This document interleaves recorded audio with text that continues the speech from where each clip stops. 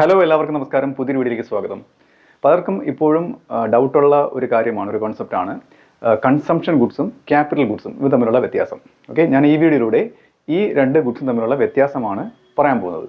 Okay, നമുക്ക് നേരിട്ട് വീഡിയോയിലേക്ക് കടക്കാം. Consumer goods and capital goods. ആദ്യം നമുക്ക് കൺസ്യൂമർ ഗുഡ്സ് എന്താണെന്ന് നോക്കാം.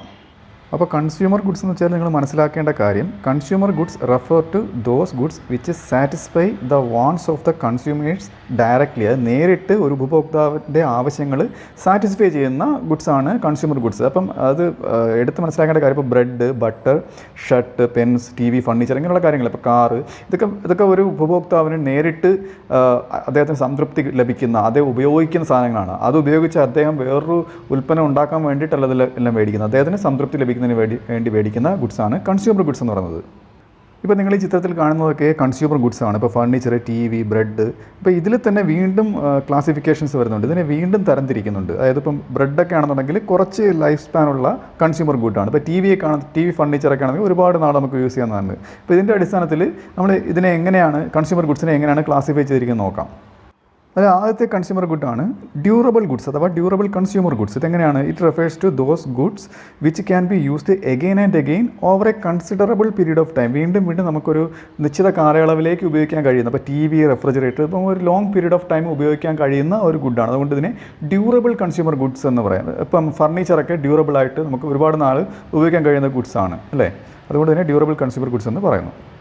അടുത്ത സെമി ഡ്യൂറബിൾ കൺസ്യൂമർ ഗുഡ്സ് എന്താണെന്ന് നോക്കാം.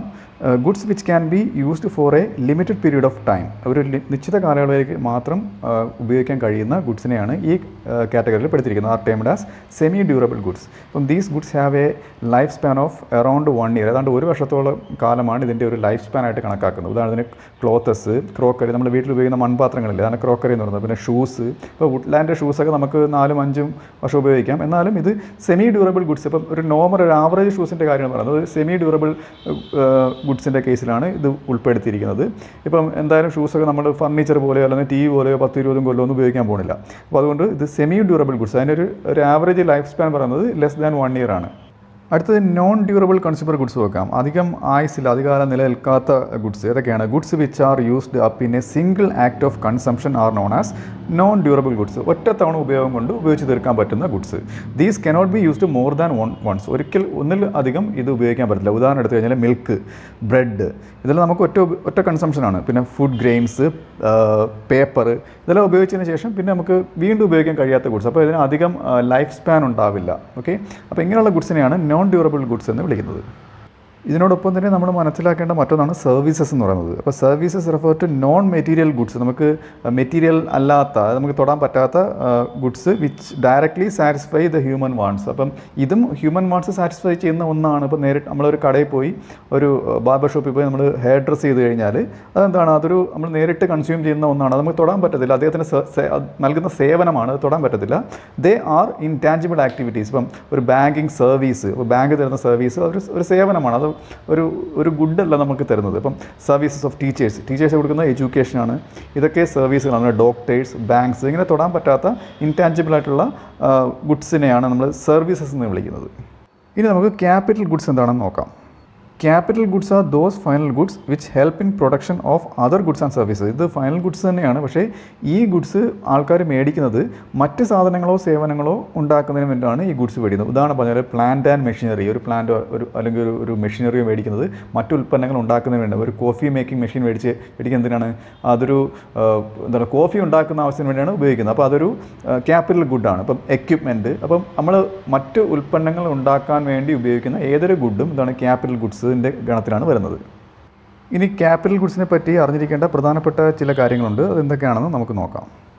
അതിൽ ആദ്യം മനസ്സിലാക്കേണ്ടത്, ക്യാപിറ്റൽ ഗുഡ്സിന് ഒരുപാട് ലൈഫ് സ്പാൻ ഉണ്ടാവും. They are used in future for productive purposes. ഫ്യൂച്ചറിൽ പ്രൊഡക്റ്റീവ് പർപ്പസിന് വേണ്ടി ഉപയോഗിക്കുന്ന ഒന്നാണ് capital goods. And have a expected life time of several years. അത് ഞാൻ പറഞ്ഞു കഴിഞ്ഞു. അടുത്തത്, they do not lose their identity in the production process. അതായത് ഇപ്പം ഒരു ഇൻ്റർമീഡിയറ്റ് ഗുഡ്സ്, അപ്പം ഉദാഹരണത്തിന് ഗോതമ്പ് മാവ് ഉപയോഗിച്ച് ബ്രെഡ് ഉണ്ടായി കഴിഞ്ഞാൽ അവിടെ ഗോതമ്പ് മാവിൻ്റെ ഐഡൻറ്റിറ്റി അവിടെ നഷ്ടപ്പെടുകയാണ്. അത് ബ്രെഡ് എന്നുള്ളതാണ് പിന്നെ അറിയപ്പെടുന്നത് അല്ലേ. ഗോതമ്പ് മാവ് ബ്രെഡായി മാറിക്കഴിഞ്ഞു. എന്നാൽ ഈ ക്യാപിറ്റൽ ഗുഡ്സ് ഒരു പ്രൊഡക്ഷൻ പ്രോസസ്സിൽ ഉപയോഗിച്ച് കഴിഞ്ഞാൽ അതിൻ്റെ ഐഡൻറ്റിറ്റി അവിടെ ലൂസ് ആവത്തില്ല. അത് അത് വേറിട്ട് നിൽക്കുന്ന ഒന്നാണ്. മനസ്സിലായില്ലേ? അപ്പം they do not get merged in the process of production. ഞാൻ നേരത്തെ പറഞ്ഞ ഒരു ഗോതമ്പ് മാവ് ബ്രെഡായി മാറി ആ ഒരു ബ്രെഡ് എന്നുള്ളൊരു ഔട്ട്പുട്ടായി മാറുന്നത് പോലെ ഇത് വേറൊന്നിൻ്റെ കൂടെയും ചേരുന്നില്ല. ഈ ക്യാപിറ്റൽ ഗുഡ്സ് സെപ്പറേറ്റ് ആയിട്ട് നിൽക്കുന്ന ഒന്നാണ്. അതായത് they need repairs or replacement over time as they depreciate over A period of time. അതിന് ഇതിൻ്റെ ഏറ്റവും പ്രധാനപ്പെട്ട പ്രത്യേകതയാണ് ഇതിന് ഡിപ്രീസിയേഷൻ, അത് വെയർ ആൻഡ് ടെയർ, തേയ്മാനം സംഭവിക്കും. അതിന് പണികൾ വരും, അതിന് മെക്കാനിക്കിന് ആവശ്യമാണ്, അത് റിപ്പയർ ആവശ്യമാണ്, അതിന് കോസ്റ്റും ഉണ്ട് കേട്ടോ. അടുത്തത് they have derived demand as there demand is derived from the demand for other goods. ഇപ്പോൾ ഈ ക്യാപിറ്റൽ ഗുഡ്സിന് ഡിറൈവ്ഡ് ഡിമാൻഡാണ്. ഇപ്പം ഈ ക്യാപിറ്റൽ ഗുഡ് ഉദാഹരണം പറഞ്ഞാൽ കോഫി മേക്കിംഗ് മെഷീൻ എന്നുള്ള ക്യാപിറ്റൽ ഗുഡ്സ് ഉപയോഗിച്ച് കോഫി ഉണ്ടാക്കുമ്പോഴത്തേക്ക് ഇപ്പോൾ കോഫിയുടെ ഡിമാൻഡ് കൂടിക്കഴിഞ്ഞാൽ കോഫി മെഷീൻ്റെ ഡിമാൻഡും കൂടും. മനസ്സിലായില്ലേ? അപ്പോൾ ഈ ഗുഡ്സിന് ഡിറൈവ്ഡ്, അത് ഉപയോഗിച്ച് ഏത് ഗുഡാണോ ഉണ്ടാക്കുന്നത് അതിൽ നിന്ന് ഇതിന് ഡിമാൻഡ് കിട്ടുന്നതാണ് ഡിറൈവ്ഡ് ഡിമാൻഡ് എന്ന് പറയുന്നത്, which they help to produce. ഇനി നമുക്ക് വേറിട്ട് നിൽക്കുന്ന ഒരു ഇതാണ് നോക്കാം. Capital goods are durable use consumer goods for households. Example refrigerator used by households. അതായത് ഒരു വീട്ടിലേക്ക് ഒരു റെഫ്രിജറേറ്റർ മേടിച്ചെന്നിരിക്കട്ടെ, അപ്പോൾ അത് വീട്ടുകാർ മേടിക്കുമ്പോഴത്തേക്ക് അത് അവരുടെ ഫൈനൽ കൺസംഷന് വേണ്ടി മേടിച്ചതാണ്. അപ്പോൾ അത് ഡ്യൂറബിൾ ആയതുകൊണ്ട് ഡ്യൂറബിൾ കൺസ്യൂമർ ഗുഡാണ്. ഓക്കെ. എന്നാൽ ഇത് ക്യാപിറ്റൽ ഗുഡായി മാറുന്ന എപ്പോഴാണ്?